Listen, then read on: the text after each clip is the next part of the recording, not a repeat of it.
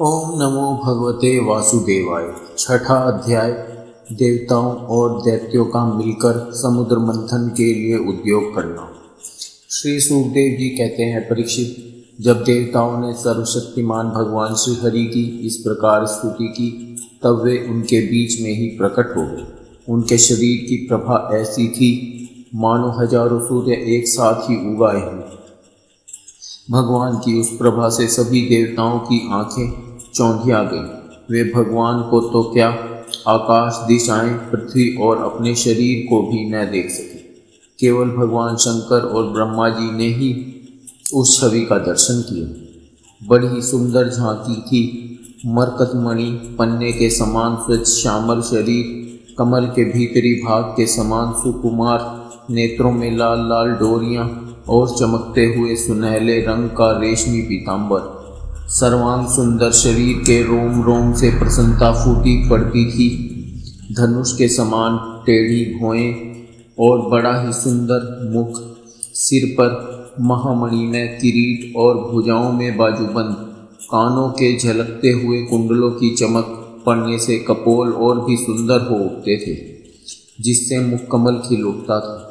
कमर में करधनी की लड़ियां, हाथों में कंगन, गले में हार और चरणों में नुपुर शोभायमान थे। वक्ष स्थल पर लक्ष्मी और गले में कौस्तुभमणि तथा वनमाला सुशोभित थी।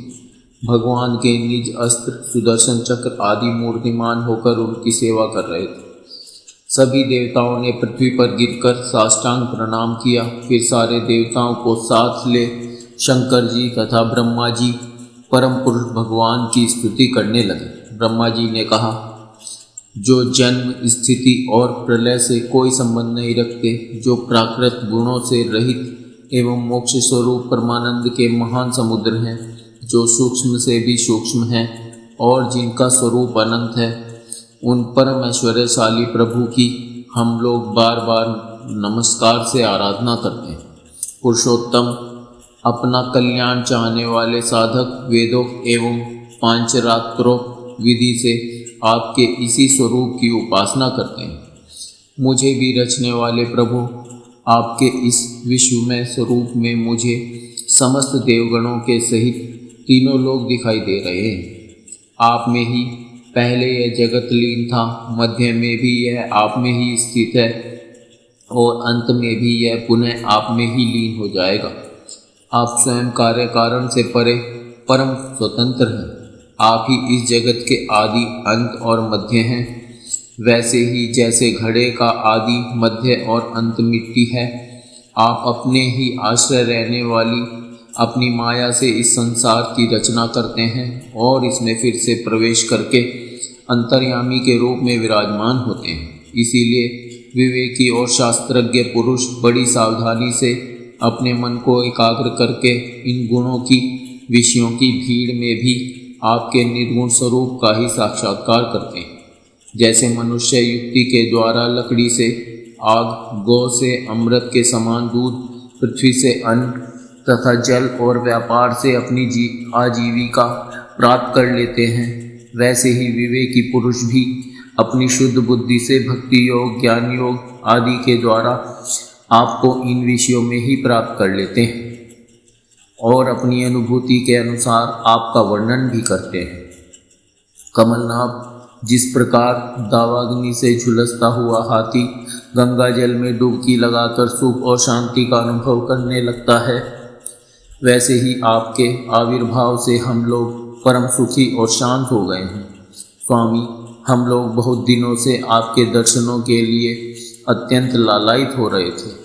आप ही हमारे बाहर और भीतर के आत्मा हैं। हम सब लोकपाल जिस उद्देश्य से आपके चरणों की शरण में आए हैं, उसे आप कृपा करके पूर्ण कीजिए। आप सबके साक्षी हैं, अतः इस विषय में हम लोग आपसे और क्या निवेदन करें। प्रभु, मैं शंकर जी, अन्य देवता, ऋषि और दक्ष आदि प्रजापति सब के सब अग्नि से अलग हुई चिंगारी की तरह आपके ही अंश हैं और अपने को आपसे अलग मानते हैं। ऐसी स्थिति में प्रभु, हम लोग समझ ही क्या सकते हैं। ब्राह्मण और देवताओं के कल्याण के लिए जो कुछ करना आवश्यक हो, उसका आदेश आप ही दीजिए और आप जैसा स्वयं कर भी लीजिए। श्री सुखदेव जी कहते हैं, ब्रह्मा आदि देवताओं ने इस प्रकार स्तुति करके अपनी सारी इंद्रियां रोक ली और सब बड़ी सावधानी के साथ हाथ जोड़कर खड़े हो गए।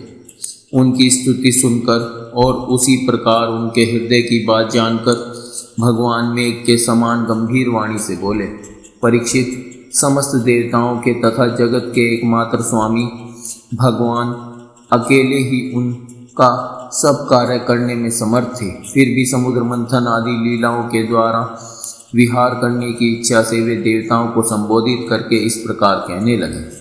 श्री भगवान ने कहा, ब्रह्मा, शंकर और देवताओं, तुम लोग सावधान होकर मेरी सलाह सुनो।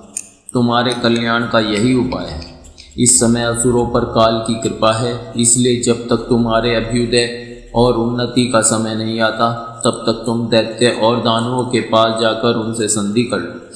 देवताओं, कोई बड़ा कार्य करना हो तो शत्रुओं से भी मेल मिलाप कर लेना चाहिए। यह बात अवश्य है कि काम बन जाने पर उसके साथ सांप और चूहे वाला बर्ताव कर सकते हैं।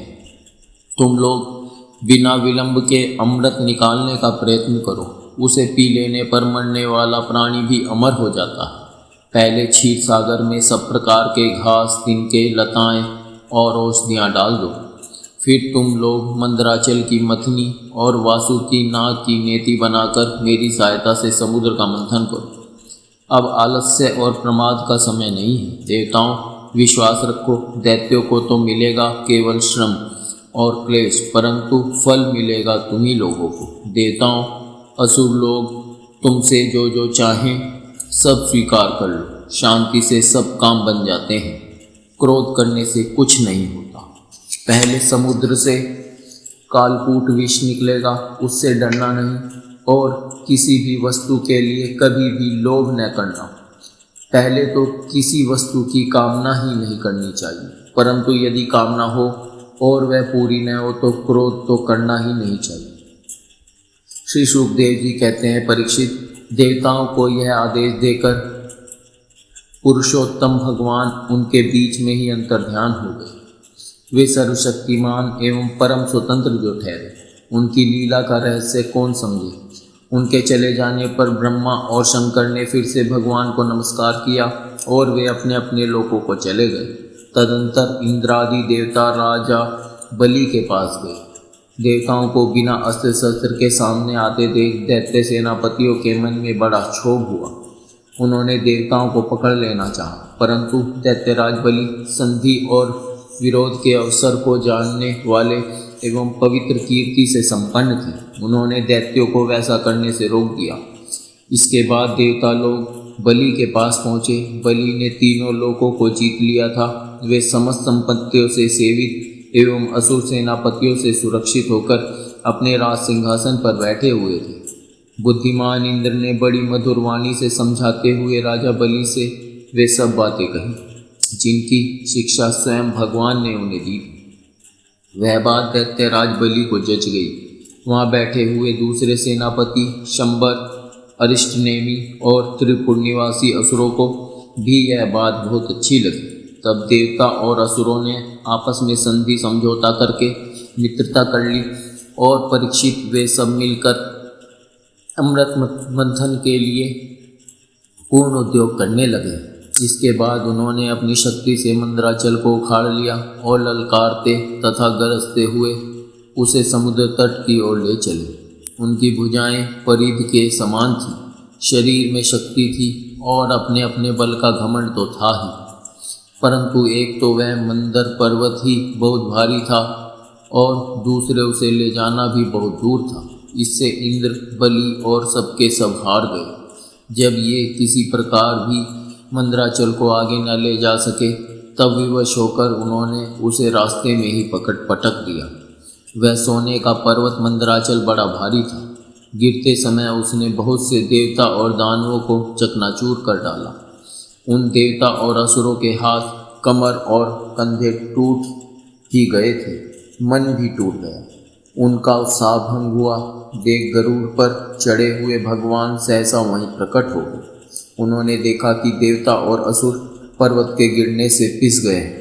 अतः उन्होंने अपनी अमृतमय दृष्टि से देवताओं को इस प्रकार जीवित कर दिया मानो उनके शरीर में बिल्कुल चोट ही न लगी हो। इसके बाद उन्होंने खेली खेल में एक हाथ से उस पर्वत को उठाकर गरुड़ पर रख लिया और स्वयं भी सवार हो।